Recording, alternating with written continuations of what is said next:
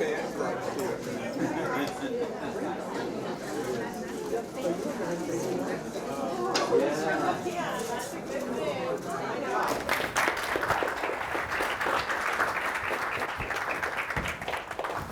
afternoon. Back in 1998, I became the steward of one of the most legendary icons of imagination ever, Phineas Taylor Barnum. Now, probably a lot of you, like me, back in 1998, think of P.T. Barnum and your thought immediately goes to the circus. Fact of the matter is, the circus was Barnum's retirement project. He had a life of extraordinary experiences, enterprises, successes, and remarkable failures long before the circus actually came to him. And it's here, Barnum's American Museum. He opened it in 1842, way downtown on Broadway. And it was a home to remarkable things. But the most important thing to know right now is the context of the time in which the museum opened. In 1842, entertainment, the way we understand it today, simply didn't exist. And public amusements were primarily attended by male audiences and were certainly inappropriate for audiences of women and children. Now, Barnum saw this as an opportunity, and he brilliantly promoted the American Museum as a place of family entertainment. It's the first time we actually hear this. It was a place of moral instruction. It was a place of enlightenment, instructive entertainment in many ways.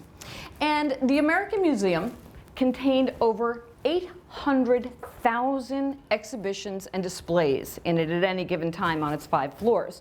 So you could go to the American Museum and you could see technological wonders and demonstrations of inventions at the time. There were ancient relics next to works of fine art.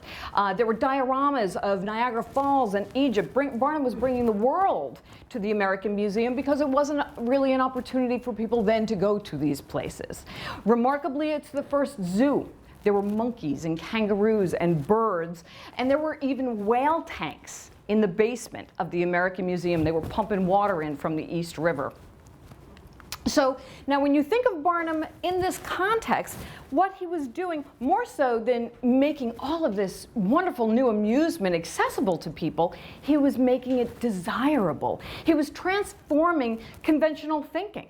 And the American Museum was something wondrous, and he convinced the public they had to see it all. Now, one thing that a lot of people don't know about P.T. Barnum was the fact that he was an enormous champion of social and civil rights. And he was a member of the Connecticut General Assembly.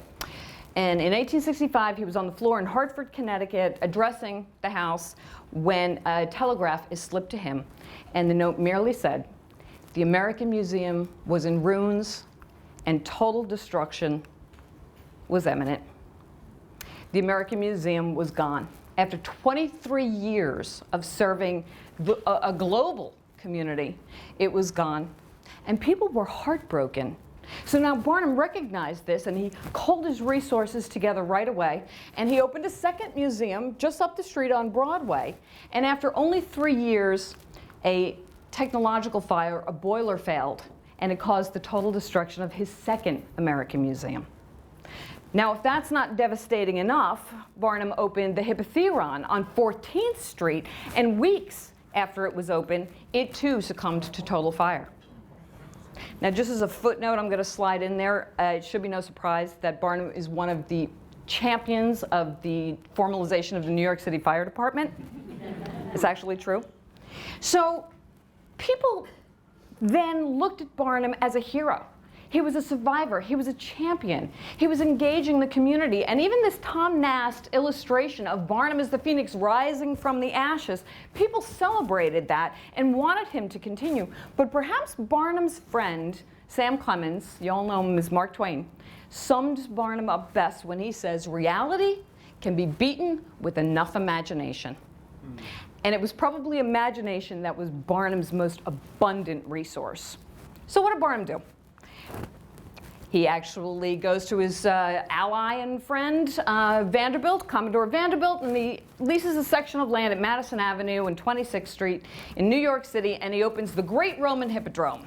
And you all know it because shortly after it opened, it was renamed Madison Square Garden.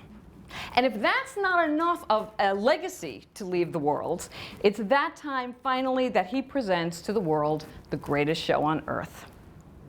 So through Barnum's remarkable struggles through these catastrophic events in his life, he found a way through his imagination and his resources and his courageous spirit to find his way to remarkable success and legendary triumph.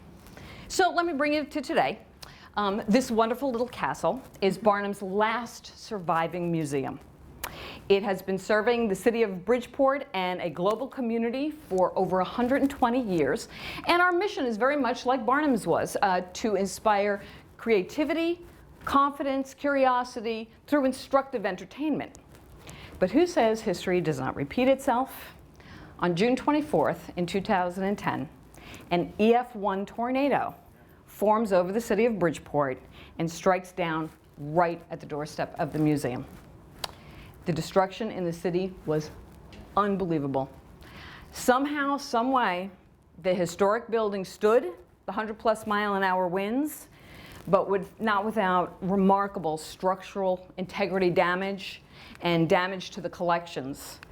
I can tell you, in those scary, scary moments shortly after the tornado, my wonderful son, who really wanted to lighten the moment, was just kind of like, well, Mom, it wasn't a fire.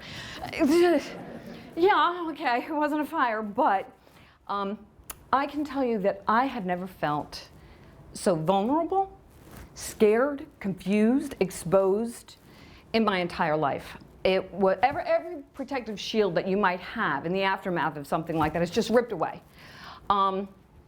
But while I was experiencing all those horrifying emotions, there was a voice inside me that kept pushing me on, saying, you're going to figure that this is too important history.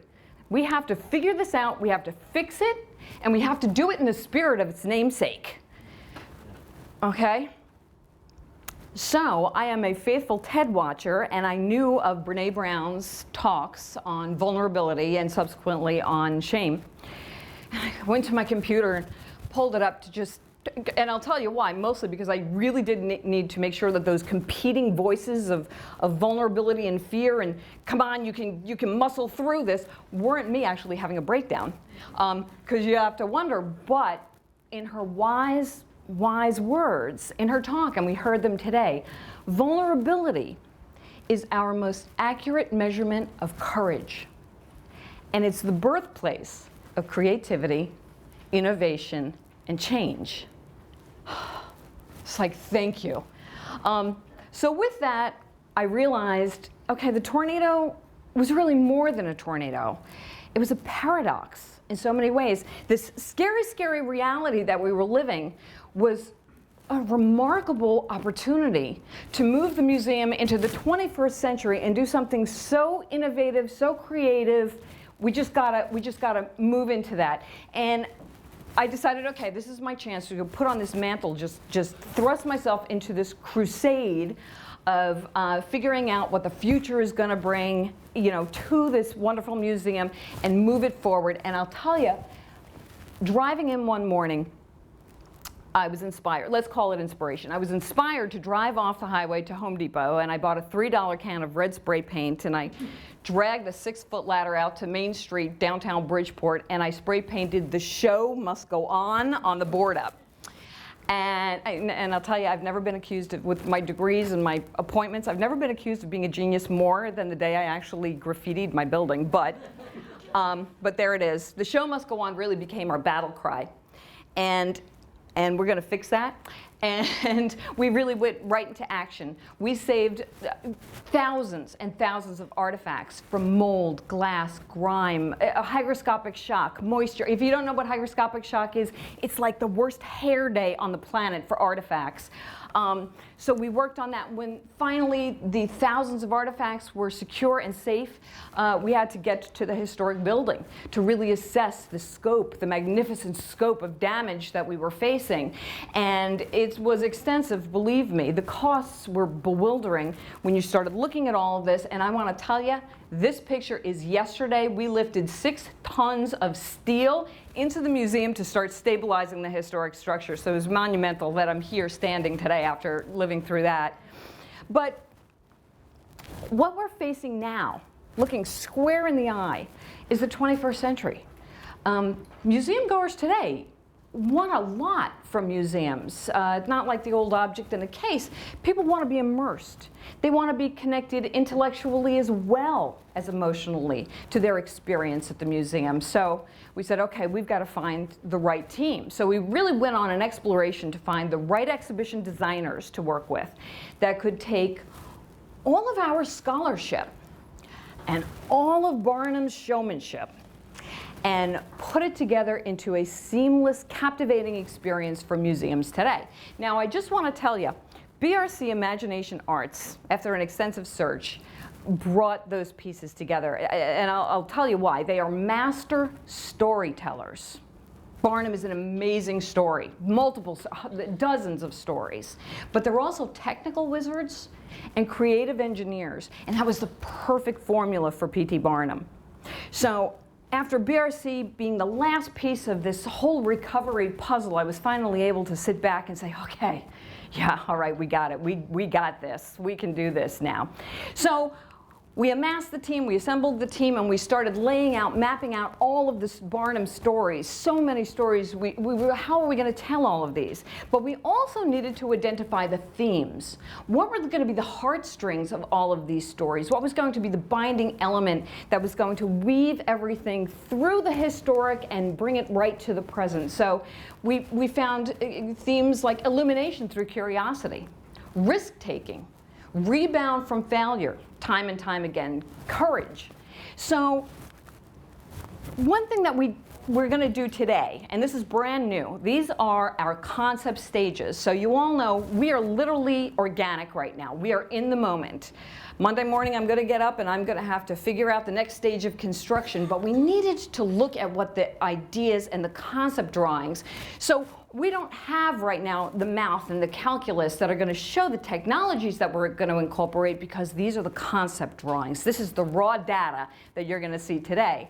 So we decided immediately, who's better to tell this wonderful story than P.T. Barnum himself, that will bring Barnum in to actually pull back the curtain on the experience that guests are going to have and get them immersed and connected immediately, transport them back in time to experience the wonderful. And so many things can start right at the American Museum, but we have the authentic materials. The museum houses magnificent objects. Tom Thumb's carriage, his boots, P.T. Barnum's wedding top hat from 1829. These are wonderful things. So we began a digitization effort so we could capture not only a three-dimensional set of images for each artifact, but also capture the data. So if you're a researcher at home planning a visit to come to the museum, or you're on the other side of the world trying to research your book or whatever you need for your classroom, you could go to Omni devices, whether you want this on your mobile phone or you want this in your home computer or you want it at the museum during your visit. We needed to have all of that enriching material about the collections before we actually could start. So we began that. But the trick that we realized right away with BRC is a computer terminal today isn't magic. 20 years ago, it was kind of a magical thing that you could go up to and be excited about in a museum environment. Not so much today.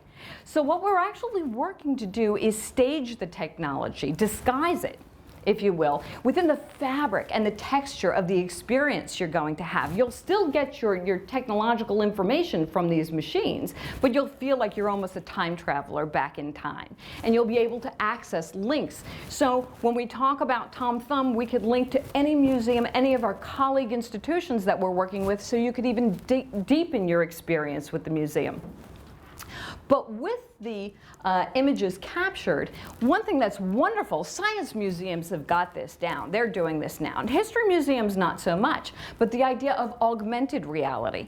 So you can take your iDevice and put it in front of Tom Thumb's carriage. And instead of it being static, we can actually make it kinetic and be a part of the world that it was originally intended for. So all of a sudden, through that technology, that carriage can whisk you off to Buckingham Palace or the streets of Germany or downtown New York in 1850. So how magnificent that could actually be. And remember the whale tanks we talked about earlier? We're not doing that, but through the remarkable innovations and advancements in image mapping. And you've all seen image mapping, how in buildings right now are doing it on a massive scale. They'll put all kinds of projections and the buildings will move. Well, the technology allows us now that we could do it in smaller spaces. So when guests come, one of the first things they do is they want to use the amenities. So if they go down to the lower level of the museum, all of a sudden they're transported to the whale tanks through the art of image mapping, and you would feel like you were down in the basement of the American Museum in the 1840s. Now, again, I'll mention the storytelling. So many stories. And we realized, okay, we can't tell one story and have a linear experience, the depth of what we want people to leave with. So, through the ability to create audio series of tours for the museum, that you could actually come and curate your own visit to the museum based on your own interests and your own needs. So you could go with a group of 5 people and you could all pick your own tour, whether it's Tom Thumb or Jenny Lind or Jumbo. And then how wonderful at the end of the day that you could regroup and talk about your different experiences through the museum and share and engage with each other. And then for museums, that's a great way to get people to come back to the museum and take a completely different tour. One of the trickiest things we actually had to figure out is how to interpret the greatest show on earth. There was just no way we were bringing 3 rings and trapezes into the museum. It just wasn't going to happen. So there was a lot of cutting room floors and drawing board illustrations. And we actually wound up going back to the past. And the wonderful classical zoetrope machines, throwing all kinds of modern technology at it. So we'll create a space in the museum with an enormous zoetrope. So through the course of the day, it will slowly start to animate and then activate. And through the art of optical illusion, a whole 3-ring circus will actually come to life right before your eyes. And because we're working with fun people on this, they were like, well, we have to create the app or the social media connection so you can take your picture of yourself as a tightrope walker or a human cannonball and then social media yourself to the world. But I've decided that you're all on your own to explain to your family and friends your new career path. So that's all you're doing. But one thing we can't forget either is the wonderful, the beauty and the magic of live performance. Barnum's Rolodex read like nobody's. And the idea of actually having live performers in costumes, music, where at any turn you could run into Queen Victoria or Abraham Lincoln, or maybe even Barnum himself. We want the experience to be immersive. And we want our guests to actually be in the heart of the story. We're intending that people leave a little more enlightened and inspired about the world and hopefully a little more curious. History is so much more than statistics and dates in a textbook. History is also about people who have hearts and ideas and minds and souls and emotions, with successes and failures. And I can tell you every single one of us in this room has a journey very much like that, with our own unique stories of struggles and triumphs. What I do know too is that everybody has the power in them to rise and courageously dream on and pursue the ideas that are in you right now. Imagination is only limited by the boundaries that we set. And with enough courage, pushing imagination forward, we can change the world. 2 years ago, Barnum was inducted into the International Association of Amusement Parks and Attractions for his American Museum and his immeasurable contributions to the global attractions industry. He was just a young man in 1842 with a dream. And I'll leave you with his words. The one end aimed at was to make men and women think and talk and wonder, and as a practical result, go to the museum. This was my constant study and occupation. Today at the museum, we aspire to those words. We believe that reality can be beaten with enough imagination, And the thing that I know for sure, the show will go on. Thank you.